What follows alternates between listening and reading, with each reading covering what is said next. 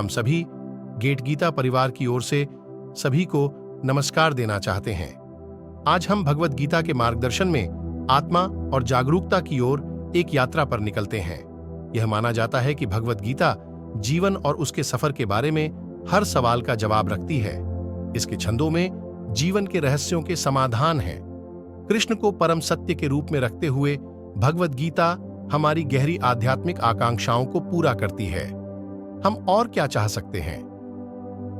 YouTube पर भगवद गीता के शिक्षाओं की अनेक व्याख्याएं उपलब्ध हैं। आज हम इस समृद्ध प्रवाह में एक और परत जोड़ रहे हैं। हमें आपके साथ कृष्ण के आशीर्वाद, स्नेह और समर्थन की आवश्यकता है। चाहे आप किसी भी स्रोत से सुने, हम आपको कम से कम एक बार अपने जीवन में गीता के ज्ञान को पढ़ने या सुनने का सुझाव देते हैं और इसके शिक्षाओं को अपने दैनिक जीवन में शामिल करने की प्रोत्साहना करते हैं। आप उसकी शिक्षाओं को सोते समय, चलते समय, ड्राइव करते समय या यात्रा करते समय समझ सकते हैं। जब भी और जहां भी आप इसे संलग्न करना चुनें, उसे पूरी श्रद्धा और ध्यान के साथ करें। यही कारण है कि कृष्ण ने हमें भगवद गीता को दिया। चलो भगवद गीता की कथा की शुरुआत करें।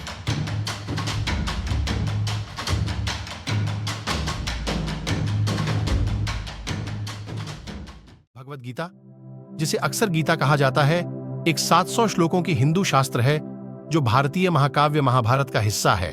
यह हिंदू धर्म का पवित्र पाठ है और इसे दुनिया के सबसे महत्वपूर्ण आध्यात्मिक श्रेष्ठ के रूप में माना जाता है। भगवद गीता कुरुक्षेत्र के युद्ध भूमि पर स्थापित है, जहां योद्धा राजकुमार अर्जुन अपने अपने रिश्तेदारों, गुरुओं और मित्रों के खिलाफ युद्ध में लड़ने के बारे में एक नैतिक विमर्श का सामना करता है। इस संकट के बीच भगवान कृष्ण, जो अर्जुन के रथ को चलाने वाले हैं, अर्जुन को आध्यात्मिक ज्ञान और मार्गदर्शन प्रदान करते हैं। गीता नैतिकता, धर्म और वास्तविकता के विषयों पर चर्चा करती है। यह भक्ति, कर्म और ज्ञान जैसे आध्यात्मिक उन्नति के विभिन्न मार्गों का अन्वेषण करती है।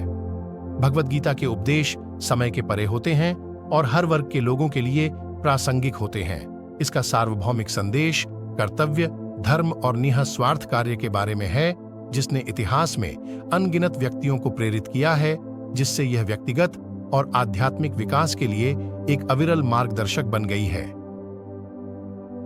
भगवद गीता अध्याय 1, श्लोक 1।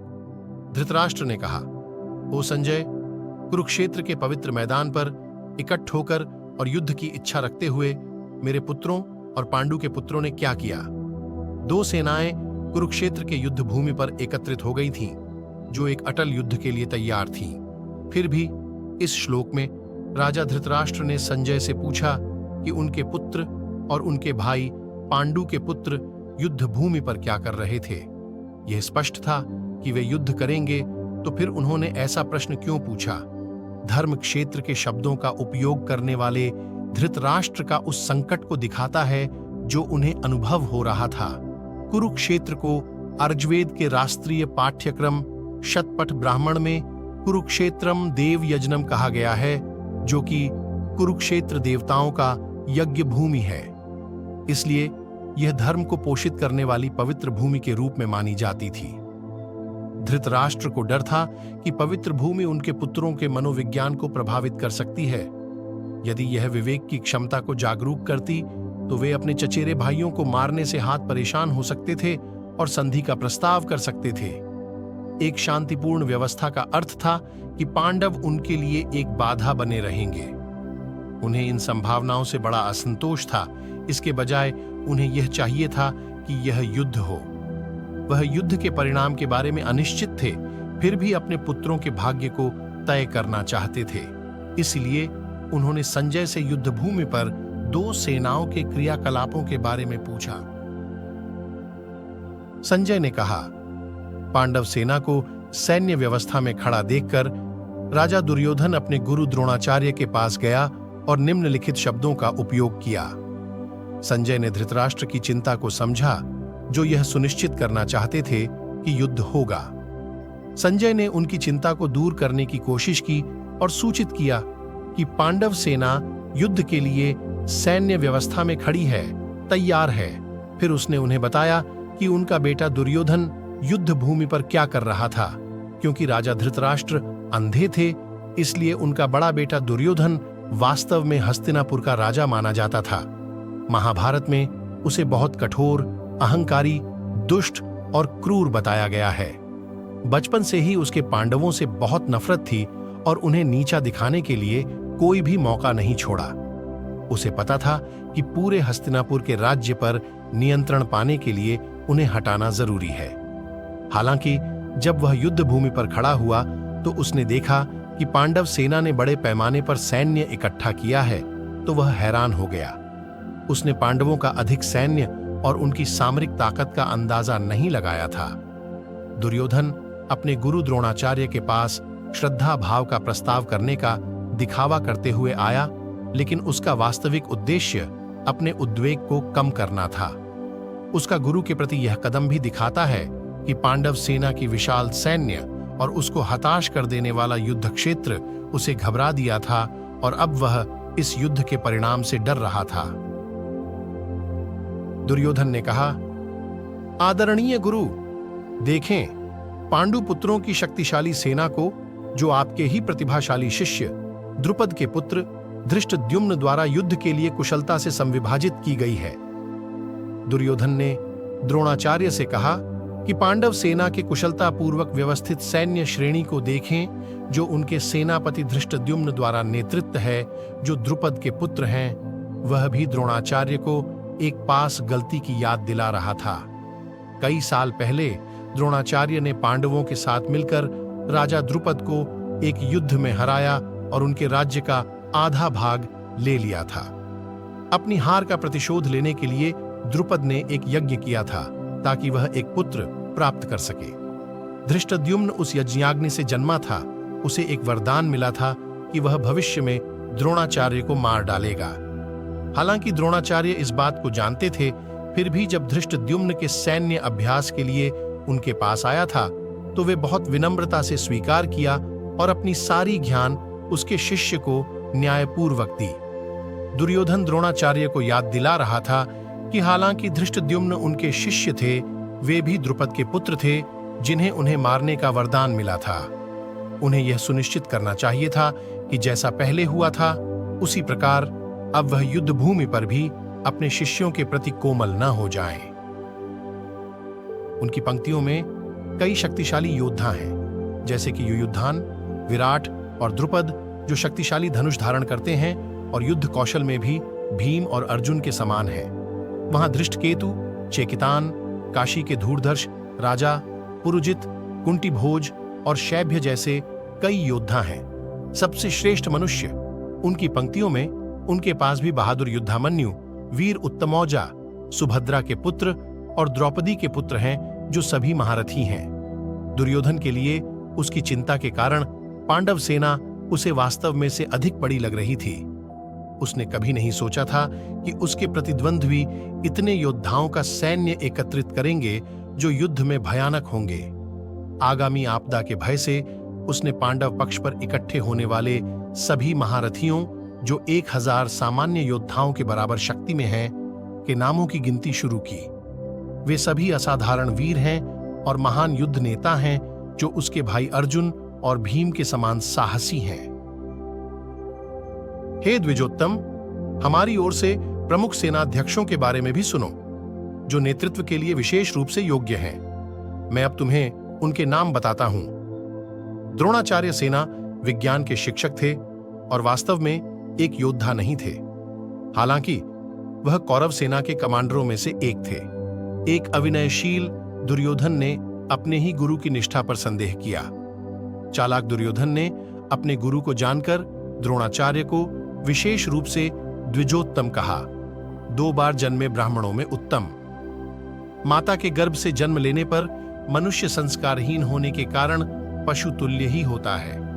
संस्कार एवं अध्ययन के द्वारा वह एक शिक्षित व सुसंस्कृत पुरुष बनता है। यह उसका दूसरा जन्म माना जाता है। उसका नीचाभासी और छिपा हुआ ध्यान द्रोणाचार्य के लिए था कि अगर वह इस युद्ध में अपना साहस नहीं दिखाते तो वह केवल एक नीच ब्राह्मण के रूप में गिना जाएगा, जो केवल राजा के महल में विशाल भोजन और अपार जीवन शैली की चिंता करता है। फिर अपने क्रूर शब्दों को छिपाने और अपने गुरु और अपनी आत्मसंग को मजबूत करने के लिए दुर्योधन ने कौरवों की ओर से मौजूद उन सभी महान सेनाध्यक्षों के नामों को लिखा, उनकी वीरता और सैन्य विद्या का वर्णन किया। तुम जैसे व्यक्तित्व हैं भीष्म, कर्ण, कृपा, अश्वत्थामा, विकर्ण और भूरिश्रवा, जो युद्ध में सदैव विजयी होते हैं। इसके अलावा बहुत से और वीर योद्धाओं हैं जो मेरे लिए अपनी जान की बाजी लगाने के लिए तैयार हैं। वे सभी युद्ध कला में कुशल हैं और विभिन्न प्रकार के शस्त्रों से लैस हैं। हमारी सेना की ताकत असीम है और हम पितामह भीष्म के द्वारा सुरक्षित रूप से आवाजित हो रहे हैं, जबकि पांडव सेना की ताकत ध्यानपूर्वक बड़ी भीम द्वारा सीमित है। कौरव सेना के प्रमुख सेनाध्यक्ष पितामह भीष्म थे। एक अत्यधिक योद्धा के अलावा उनका अद्वितीय वरदान भी था। उन्हें अपनी मृत्यु का समय चुनने की इस अद्भुत वरदान का अर्थ था कि वह वास्तव में अजेय थे। दुर्योधन को लगा कि भीष्म के नेतृत्व में उनकी सेना अपराजित है, जबकि पांडव सेना को दुर्योधन के शपथग्रस्त शत्रु भीम ने सुरक्षित किया था। इसलिए उसने अपने पितामह भीष्म की ताकत को अपने चचेरे भीम के साथ तुलना शुरू की। विनाश काले विपरीत बुद्धि जैसा कहावत है, जो अर्थ है कि जब अंत निकट आता है तो अहंकारी लोग अपनी स्थिति का मूल्यांकन करने के बजाय अभिमान में लिप्त होते हैं। दुर्योधन की अपनी स्वार्थपरक बड़ी बात में यह अत्यंत दुखद भाग्यशाली विपरीतता को दर्शाती है। उनकी सेना की शक्ति भीष्म द्वारा सुरक्षित थी, असीम थी। हालांकि कौरव और पांडव दोनों ही भीष्म के पोते थे और कुरुवंश के सबसे प्राचीन जीवित सदस्य के रूप में वह उनकी कल्याण की चिंता में थे। वह पांडवों के प्रति दयालु थे, लेकिन हस्तिनापुर की गद्दी और उसके प्रजा के प्रति अपने नैतिक प्रतिबद्धता के कारण वे कर्तव्यनिष्ठ रूप से उनके प्रति भेदभाव रखते थे। इसलिए उन्होंने निर्लज्जता से वे पांडवों के खिलाफ कौरव सेना का नेतृत्व किया। भीष्म को यह भी झांक था कि इस पवित्र युद्ध में संपूर्ण विश्व के सभी महान योद्धाओं के साथ सर्वोच्च भगवान कृष्ण भी उपस्थित थे। भगवान कृष्ण पांडवों के साथ थे, जिसका अर्थ था कि धर्म उनके पक्ष में था और संपूर्ण ब्रह्मांड में कोई भी शक्ति अधर्म की ओर जीतने को बाधित नहीं कर सकती थी। उन्हें हस्तिनापुर के राज्य और उसके प्रजा की सुरक्षा को संरक्षित करने का व्रत था और उनकी जिम्मेदारी को पूरा करने के लिए उन्होंने कौरव सेना का नेतृत्व किया। हालांकि उन्हें उनकी गलतियों का आवश्यकता अनुसार ज्ञान था। भीष्म का यह निर्णय उनके चरित्र की शक्ति और रहस्यमय व्यक्तित्व को और अधिक प्रमुख करता है। इसलिए मैं सभी कौरव सेना के सभी सेनाध्यक्षों से अब यह आह्वान करता हूं कि वे दादा भीष्म के पूर्ण समर्थन करें, जैसे ही वे अपनी विभिन्न रणनीतिक स्थानों की रक्षा करते हैं।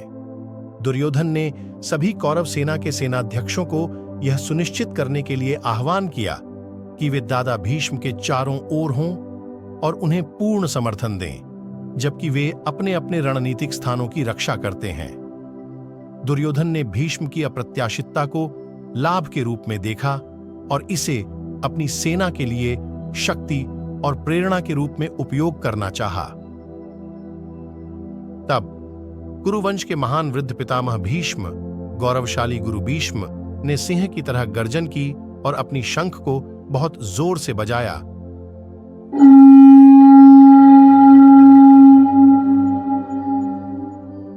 दुर्योधन को आनंदित करते हुए। भीष्म को यह झांक था कि दुर्योधन के पास जीत की कोई संभावना नहीं थी, क्योंकि सर्वोच्च भगवान श्री कृष्ण उनके विपरीत पक्ष में थे। हालांकि उन्होंने अपने महान नाती के चिंतामणि को समझा और उसे आश्वस्त करने के लिए अपनी शंख को बहुत जोर से बजाया। पुराने दिनों में युद्ध के मैदान में शंख की बजना युद्ध की शुरुआत का संकेत था। यह भी दुर्योधन को सूचित करता था कि भीष्म तैयार है कौरव सेना का नेतृत्व करने के लिए और वह कर्तव्यनिष्ठ रूप से लड़ेंगे और किसी भी प्रकार का कष्ट नहीं करेंगे।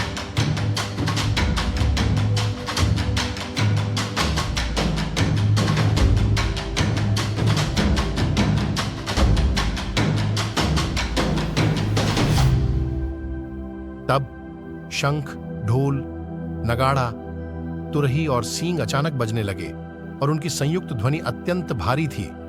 भीष्म के युद्ध के लिए बुलाने पर कौरव सेना में सभी उत्साह से विभिन्न वाद्य उपकरणों को बजाने लगे, जिससे उत्पन्न ध्वनि अत्यधिक उच्च थी। इन सभी उपकरणों का समाहित ध्वनि मिलकर एक गहन शोर उत्पन्न करता था।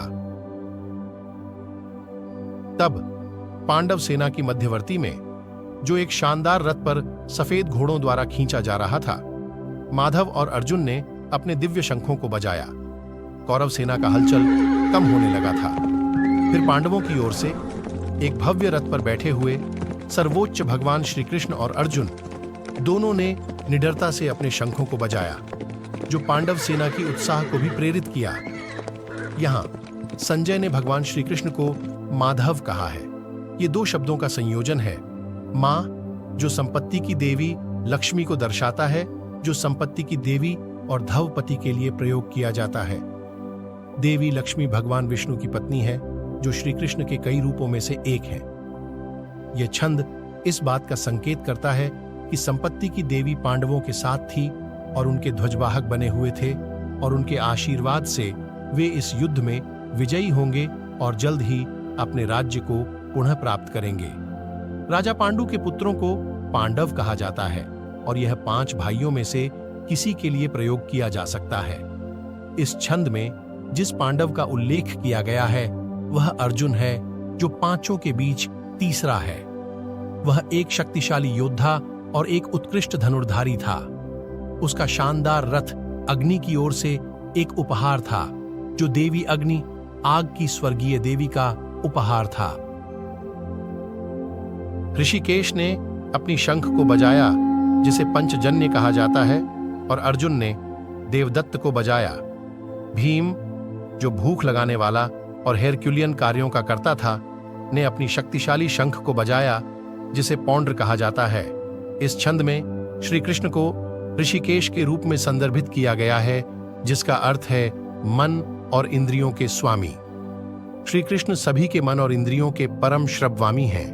उन्होंने अपने अद्भुत लीलाओं के दौरान अपने मन और इंद्रियों पर पूरी निग्रह का प्रदर्शन किया। राजा युधिष्ठिर ने अनंत विजय को बजाया, जबकि नकुल और सहदेव ने सुघोष और मणिपुष्पक को बजाया। उत्कृष्ट धनुर्धारी और काशी के राजा, महान योद्धा शिखंडी, धृष्टद्युम्न, विराट और अजेय सत्यकी, द्रुपद, द्रौपदी के 5 पुत्रों और बलशाली अभिमन्यु, सुभद्रा के पुत्र, सभी ने अपनी अपनी शंख को बजाया। हे पृथ्वीश जी, युधिष्ठिर, पांडवों का वरिष्ठ सदस्य, यहाँ राजा के रूप में संदर्भित किया जा रहा है। वह हमेशा राजशीलता और शोभा प्रदर्शित करते थे, चाहे वह राजमहल में रह रहे हों या वनवास में हों। उन्हें इस उपाधि को राजसूय यज्ञ का आयोजन करके मिला था, जिससे उन्हें दुनिया के सभी अन्य राजाओं के आदर मिले। इस छंद में संजय ने धृतराष्ट्र को पृथ्वीश भी कहा।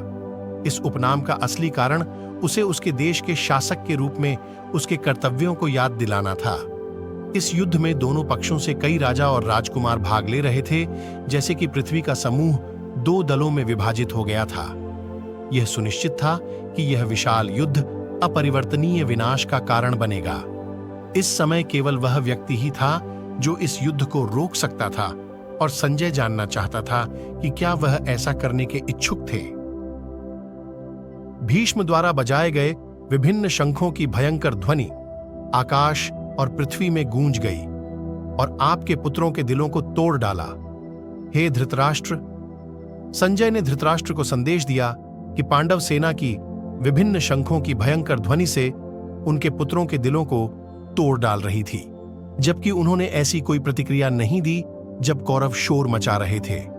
कौरव डर रहे थे क्योंकि उनकी अंतरात्मा उनके अपराधों और दुराचारों के लिए उन्हें छेड़ रही थी। वे युद्ध करने के लिए केवल अपनी शारीरिक शक्ति पर ही आश्रित थे। हालांकि पांडव विश्वासमय थे और महान भगवान श्री कृष्ण उनके साथ थे, इसलिए उन्हें सुरक्षित महसूस हो रहा था। उनकी विजय निश्चित थी।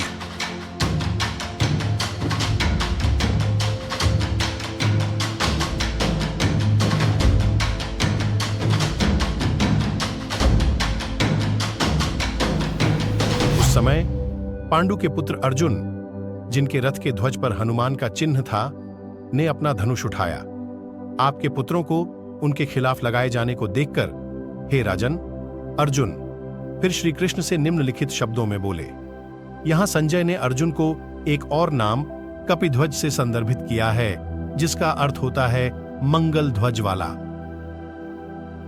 यह श्री कृष्ण के रथ के ध्वज पर महाबली वानर देवता हनुमान के चिन्ह का उल्लेख करता है।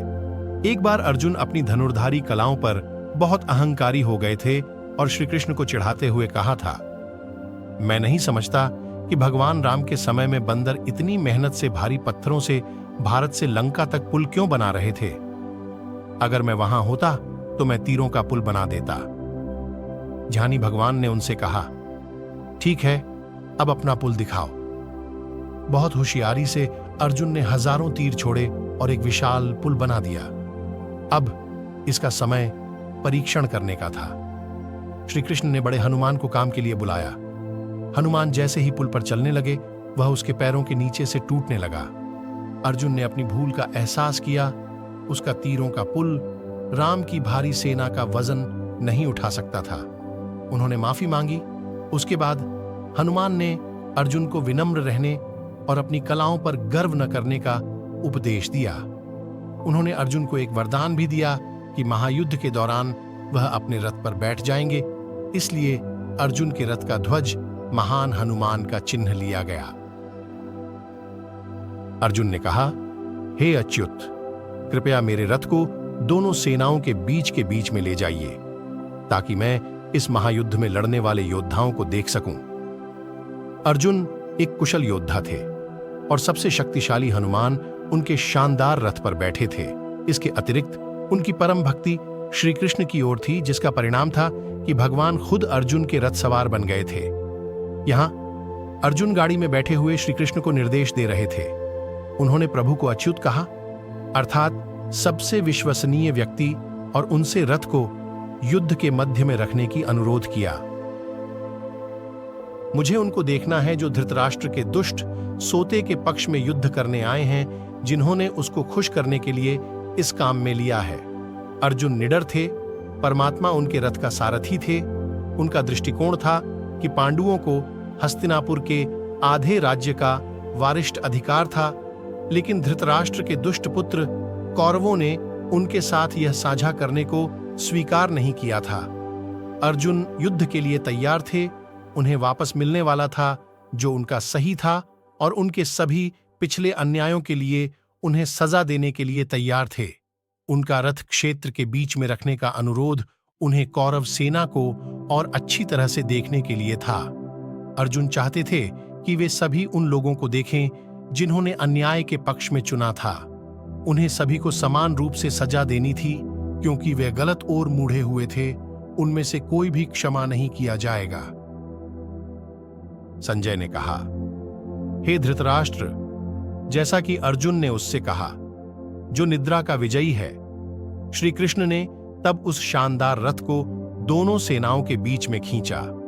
यहां संजय धृतराष्ट्र को भारत के रूप में संबोधित कर रहे हैं, जो महान राजा भरत के वंशज हैं। भीष्म, द्रोणाचार्य और सभी अन्य राजाओं के सामने श्री कृष्ण ने कहा, ओ पार्थ, इन कुरुओं को यहां इकट्ठा देख। श्री कृष्ण ने अर्जुन को पार्थ कहा, जो पृथा का पुत्र है, जो उनकी मां कुंती का एक और नाम है। फिर उन्होंने भीष्म, द्रोण और कौरवों की ओर इशारा किया और उन्हें कुरु के रूप में संबोधित किया। इसका उद्देश्य अर्जुन को याद दिलाना था कि कौरवों और पांडवों दोनों ही महान राजा कुरु के वंशज थे। इसलिए वह दुश्मन जिसे वह मारने के लिए बेहद उत्साहित था, वास्तव में उसका अपना परिवार और संबंधित था। ओमनिशियंट।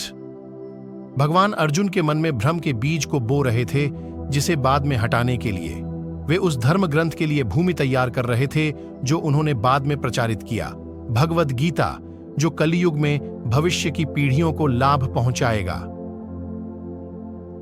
वहां अर्जुन ने दोनों सेनाओं में खड़े देखा अपने पिताजी, दादाजी, गुरुओं, मामाजी, भाई, चचेरे भाइयों, प्रिय पुत्र, भतीजे, पोते, मित्र, ससुराले, और हितधर्मी।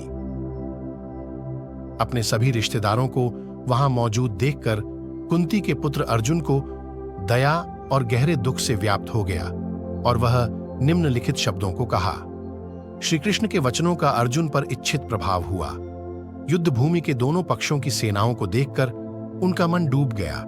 वे सभी कुरु थे, उनके रिश्तेदार। कुछ मिनट पहले कौरवों को उनके सभी दुष्टता के लिए सज्जा देना चाहते हुए बहादुर योद्धा अब अचानक भयभीत हो गए। इस युद्ध से होने वाले विनाश को समझते हुए उनकी वीरता कम होने लगी। इसलिए संजय ने उन्हें कौन्तेय कहा, जिससे अर्जुन का दिल नरम हो गया था, उसकी मां के समान। हालांकि अर्जुन अब बहुत भ्रमित थे और उनके मन में सवालों का संचार हो रहा था। अर्जुन ने कहा, हे कृष्ण, यहां युद्ध के लिए तैयार होने वाले मेरे सब रिश्तेदार एक दूसरे को मारने का इरादा रखते हुए देखकर मेरे अंग और मेरा मुंह सूख रहे हैं। अर्जुन को समझ में आया कि युद्ध भूमि पर खड़े होने वाले सभी योद्धा केवल उनके ही अपने रिश्तेदार, मित्र और परिवार के हैं। उन्हें पश्चाताप हो रहा था और उन्हें यह युद्ध लड़ने का कार्य करने में भय हो रहा था। इन भावनाओं का कारण था उनकी शारीरिक रिश्तों के प्रति आसक्ति। उन्होंने अपने आत्मिक अस्तित्व को भूल गए थे कि वे केवल शरीर नहीं हैं। उनकी शारीरिक रिश्तों के प्रति प्रेम ने उनकी चेतना को अंधेरे में डाल दिया था। भौतिक धारणा के अनुसार हम अपने आप को केवल शरीर मानते हैं जो अपने शारीरिक रिश्तेदारों के साथ भावनात्मक आसक्ति में है। यह आसक्ति अज्ञान पर आधारित होती है और इसके साथ ही जीवन के भौतिक बोझों को भी लेकर आती है, जैसे कि दुख, चिंता और मौत। इन भौतिक आसक्तियों को खत्म करने के लिए केवल शारीरिक शरीर की मौत हो सकती है। हम केवल शारीरिक शरीर नहीं हैं, हमारी अनंत आत्मा जीवन और मृत्यु के परे हैं। भौतिक जगत की विभिन्न आसक्तियों में उलझे हुए हम यह भूल जाते हैं कि परमेश्वर हमारे केवल स्थायी रिश्तेदार हैं। वह हमारे आत्मा का पिता, मां, मित्र, शिक्षक और प्रिय है। मेरे पूरे शरीर में कंपन हो रहा है। मेरे बाल खड़े हो गए हैं। मेरा धनुष गांडीव मेरे हाथ से फिसल रहा है और मेरी त्वचा पूरी तरह से जल रही है। मेरा मन उलझन में है और भ्रम में घूम रहा है। मैं अब और स्थिरता से खड़ा नहीं रह सकता। हे कृष्ण, केशी राक्षस का वध करने वाले, मैं केवल बुराइयों के शगुन देखता हूं। मुझे यह नहीं दिखाई देता कि इस युद्ध में अपने ही रिश्तेदारों का वध करके कोई भला कैसे हो सकता है। यहां अर्जुन ने श्री कृष्ण को केशव के रूप में संबोधित किया है, जो केशी राक्षस को मार डालने वाले हैं। फिर भी अर्जुन को अपने ही रिश्तेदारों का मारने की सोच इतनी चिंतित कर दिया कि उसके शरीर में कांपन आरंभ हो गया। वह अपने शानदार धनुष गांडीव को भी पकड़ने में असमर्थ था, जो ध्वनि उत्पन्न करता था, जो सबसे शक्तिशाली शत्रुओं को भी डरा देती थी। अर्जुन इतने विरक्त हो गए थे कि उसमें अंधविश्वास का जाल बुनने लगा। उसे केवल भयंकर विनाश के शगुन दिखाई देते थे। इसलिए उसे ऐसी युद्ध में शामिल होना पाप माना गया। हे कृष्ण, मुझे विजय, राज्य या इससे प्राप्त होने वाली खुशियां इच्छित नहीं हैं। जब हम उन लोगों के लिए इनका आशीर्वाद चाहते हैं, वे हमारे सामने युद्ध के लिए खड़े हैं, तो एक राज्य, सुख या जीवन का भी क्या महत्व होगा। किसी के जीवन को ही लेना अमोरल है और एक रिश्तेदार को मारना और भी पाप कहलाता है। अर्जुन एक संदेह में थे। ऐसे घिनौने कार्य द्वारा प्राप्त विजय से उन्हें क्या मिलेगा? यह उन्हें कोई आनंद नहीं देगा, क्योंकि उन्होंने उन सभी लोगों को खो दिया होता जो उनके लिए महत्वपूर्ण थे। प्राप्ति से जुड़ी अनुचित आसक्ति एक प्रशंसनीय गुण है। हालांकि अर्जुन के विचार नैतिक और धार्मिक थे, ये आध्यात्मिक भावनाओं का स्पष्ट व्यक्तिगत अनुभव नहीं थे। वे दया और अपने रिश्तेदारों के प्रति आसक्ति से उत्पन्न हो रहे थे। आध्यात्मिक भावनाएं आत्मा को शांति, समरसता और खुशी प्रदान करती हैं। हालांकि अर्जुन की स्थिति ऐसी नहीं थी। वह विवेकहीन, उलझे हुए और अपने शरीर और मन के नियंत्रण को खो रहे थे। यहां शिक्षक, पिता, पुत्र, पितामह, मामा, पौत्र, ससुर, पौत्रक, जीजा और अन्य रिश्तेदार अपनी जान और संपत्ति को खोखलाने के लिए तैयार हैं। हे मधुसूदन, मुझे इन्हें मारने की इच्छा नहीं है, चाहे वे मुझ पर हमला करें। अगर हम धृतराष्ट्र के पुत्रों को मारते हैं तो हमें तीनों लोकों पर विजय प्राप्त करने से क्या संतोष मिलेगा? इस भूमि का क्या कहना? अर्जुन युद्धभूमि पर लगी भारी सेना की ओर देखा और उनके संबंधों को विचार करने लगे। उनके शिक्षक द्रोणाचार्य और कृपाचार्य, दादा भीष्म और सोमदत्त, भूरिश्रवा सोमदत्त का पुत्र, कुंतीभोज, पुरुजित, शल्य और शकुनी उनके मामा, 100 कौरवों के धृतराष्ट्र के पुत्र, उनके पुत्रों, पोतों और कई अन्य रिश्तेदार सभी मृत्यु के लिए युद्ध के लिए तैयार थे। इस चरण में अर्जुन ने भले ही का शब्द एपी 2 बार इस्तेमाल किया, जो यहां कृपया के अर्थ में है। उन्होंने श्री कृष्ण को मधुसूदन कहकर संदेश भेजा, जिन्होंने मधु नामक एक राक्षस को मारा था, और कहा, हे मधुसूदन, मुझे जानबूझकर उन्हें मारने का कोई इरादा नहीं है। हालांकि मुझे यह पता है कि वे मुझ पर हमला करने को तैयार हैं। फिर उन्होंने कहा, हालांकि तीनों लोकों पर विजय प्राप्त करने के लिए हम युद्ध कर रहे हैं, लेकिन हम अपने ही लोगों को मारकर हमें कौन सा संतोष मिलेगा?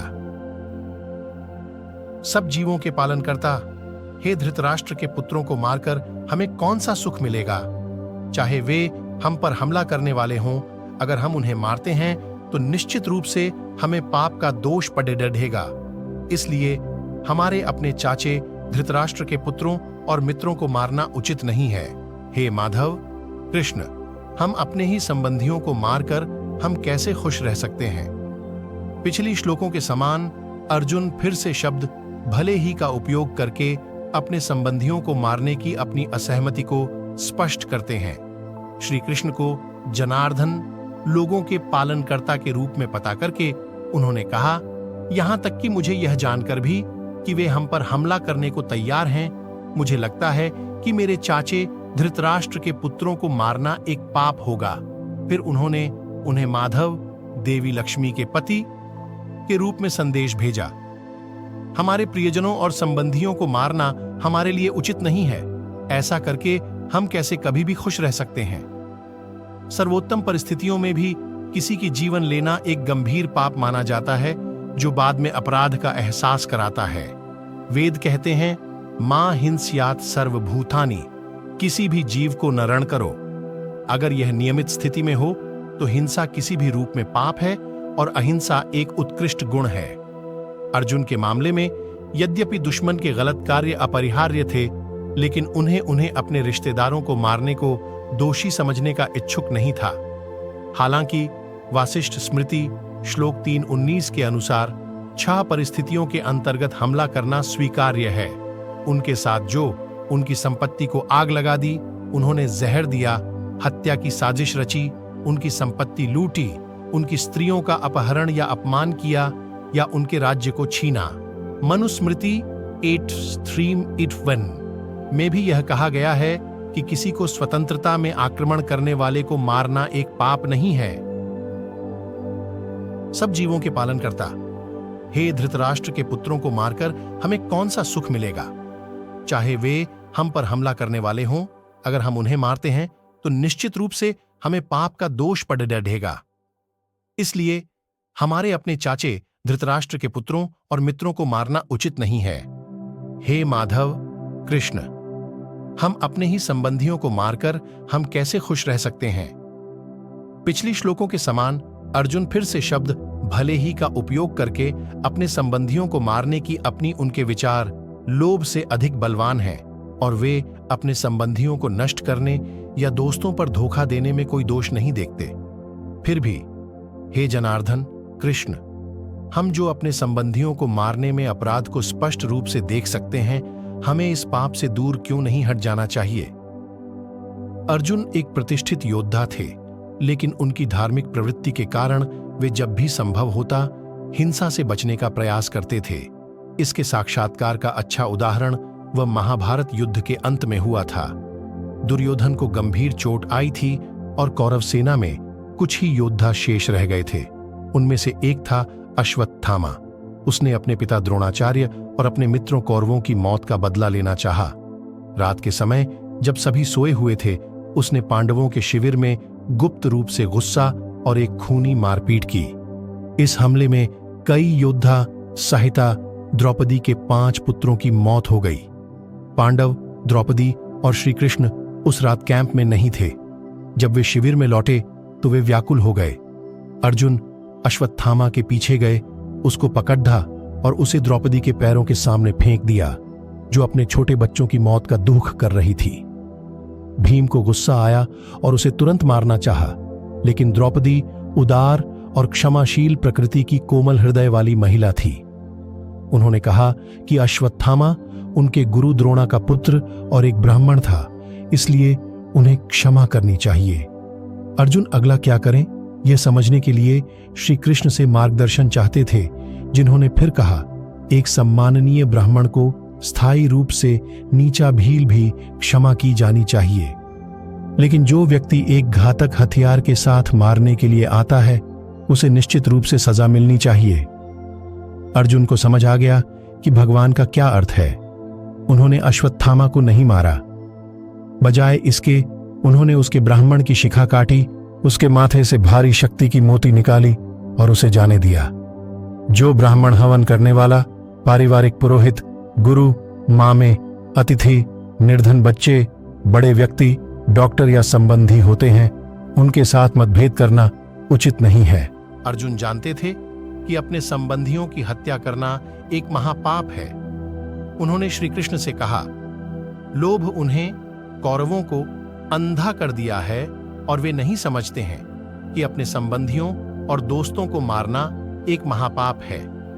लेकिन हम क्यों ऐसा करें जब हम इस पाप को टाल सकते हैं? जब एक वंश नष्ट हो जाता है तो उसकी परंपराएं नष्ट हो जाती हैं और परिवार के अन्य सदस्य अधर्म में लिप्त हो जाते हैं। परिवार के वृद्ध सदस्य प्राचीन परंपराओं, रीति रिवाजों, आदर्शों और उज्जवल मूल्यों को धारण करते हैं, जिन्हें वे अपनी आगामी पीढ़ियों को सिखाते हैं। ये परंपराएं परिवारों में नैतिक मूल्यों को पोषित करती हैं और समाज में धार्मिक साझेदारी को बनाए रखने में सहायक होती है। अगर बुजुर्गों की मृत्यु जल्दी हो जाती है तो उनका मूल्यवान ज्ञान उनके साथ चला जाता है और सही मार्गदर्शन की अभाव में आगामी पीढ़ी उत्तम पथ से हटती जाती है। इसलिए अर्जुन का मत था कि परिवार के बुजुर्गों को बचाया जाना चाहिए। दुष्टता के अधिक प्रभाव के साथ, हे कृष्ण, परिवार की महिलाएं अनैतिक हो जाती हैं और महिलाओं की अनैतिकता से, हे वृष्णिनंदन, अनचाहे पुत्र पैदा होते हैं। वैदिक समाज में महिलाओं का बहुत उच्च स्थान था। परिवारों को धार्मिक बनाने और समाजों को नैतिक बनाने के लिए आवश्यक है कि उनकी महिलाएं पुण्यवती हों। मनुस्मृति के अनुसार, यत्र नार्यस्तु पूज्यन्ते रमणते तत्र देवताः। जहां महिलाएं मेरी पूज्य होती हैं क्योंकि वे पवित्र और धार्मिक होती हैं, वहां देवताओं का आनंद होता है।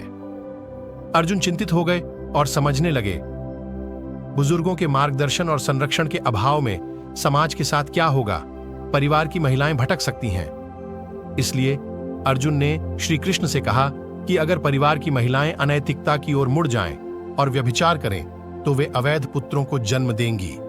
यह न केवल भविष्य की पीढ़ियों की शांति और सुख को नष्ट करेगा, बल्कि पूर्वजों को उनके वैदिक अनुष्ठान से वंचित कर देगा। परिवार की परंपराएं छोड़ दी जाएंगी और समाज की कल्याण की जोखिम में पड़ जाएगी। अनचाहे बच्चों की वृद्धि परिवार और उन परिवारों के लिए नरकीय जीवन को उत्पन्न करती है जिन्होंने परिवार को नष्ट किया। इस प्रकार के भ्रष्ट परिवारों के पूर्वजों को यज्ञ से वंचित किया जाता है और वे भी गिर पड़ते हैं। परिवार परंपरा को नष्ट करने वालों के दुष्कर्मों के कारण अनचाहे बच्चों का उत्पन्न होना विभिन्न सामाजिक और परिवार कल्याण कार्यक्रमों को नष्ट कर देता है। ओ जनार्दन, कृष्ण, मैंने ज्ञानी लोगों से सुना है कि परिवार की परंपरा को नष्ट करने वाले लोग अनिश्चित काल के लिए नरक में रहते हैं। आहो, कितना अजीब है कि हमने इस महान पाप को करने का मन बना लिया है, जिसके भयंकर परिणाम होंगे। राजकीय आनंद की इच्छा से प्रेरित हम अपने ही सगे संबंधियों को मारने का इरादा रखते हैं। अच्छा होगा कि हथियारों के साथ धृतराष्ट्र के पुत्र मुझे बिना हथियार और प्रतिरोध के युद्ध क्षेत्र में मार डालें। अर्जुन हैरान थे। वे जानते थे कि यह युद्ध सभी के लिए केवल अशुभ लाएगा, जो कि युद्ध क्षेत्र में और उनके परिवारों में रहने वाले हैं। वे सभी इस पाप को करने के लिए बेताब थे। उन्होंने सभी संभावित आपदाओं की सूची बता दी थी जो इस युद्ध के होने की संभावना थी, लेकिन वह यह बात ध्यान में नहीं ले रहे थे कि यदि दोषी को सजा नहीं दी जाए तो इससे समाज में अधिक नुकसान हो सकता है। अक्सर हम परिस्थितियों या दूसरों को दोष देते हैं, लेकिन अपनी अपनी कमजोरियों को अनदेखा करते हैं। अर्जुन ने अपने लालची चचेरों और रिश्तेदारों को मारने के लिए अपनी आसक्ति और दया से संबंधित कारणों को मंजूर किया था।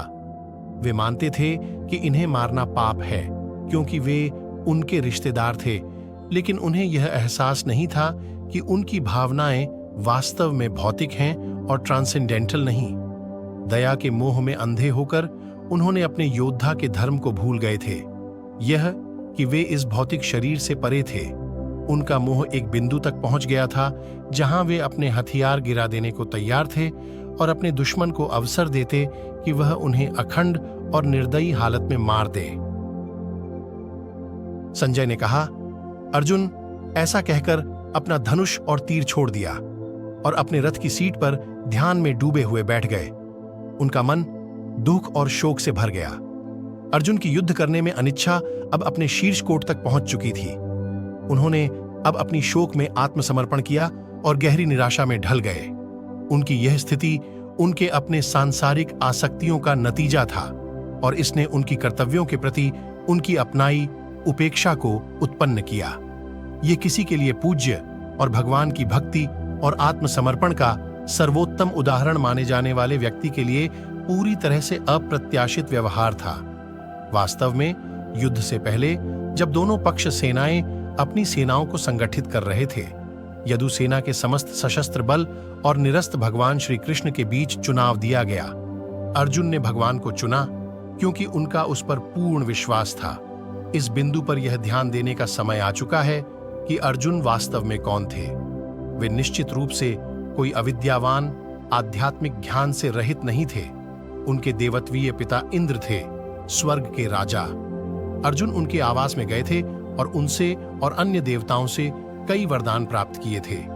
उनकी पूर्व जन्म में अर्जुन नारायण की द्वितीय अवतार नार थे, जहां नार आध्यात्मिक ज्ञान में स्थित पूर्ण आत्मा थे और नारायण परमेश्वर थे। फिर कुरुक्षेत्र के युद्ध में एक ऐसे महान योद्धा क्यों अपने शस्त्रों को छोड़ रहे थे? उनकी दूहक की वजह क्या थी? भविष्य की पीढ़ियों के हित के लिए श्री कृष्ण भगवद गीता का ज्ञान प्रकट करना चाहते थे। उन्होंने अर्जुन को इस अवसर को उत्पन्न करने के लिए जानबूझकर भ्रमित किया था। इस अध्याय में अर्जुन ने भगवान को कई आरोप और युक्तियां पेश की कि उन्हें इस युद्ध में नहीं लड़ना चाहिए, और आगामी अध्यायों में श्री कृष्ण ने विस्तार से बताया कि अर्जुन की युक्तियां अनुचित थीं और आगे क्या करना चाहिए। आज का सत्र समाप्त हो गया है। हमने भगवद गीता का पहला अध्याय अध्ययन किया है। आपका मूल्यवान प्रतिक्रिया हमारे समझ को बढ़ाने और भगवद गीता की यात्रा में प्रगति करने में महत्वपूर्ण सहायक होगा। हम जल्द ही फिर मिलेंगे और दूसरे अध्याय का अन्वेषण करेंगे। जय श्री कृष्ण।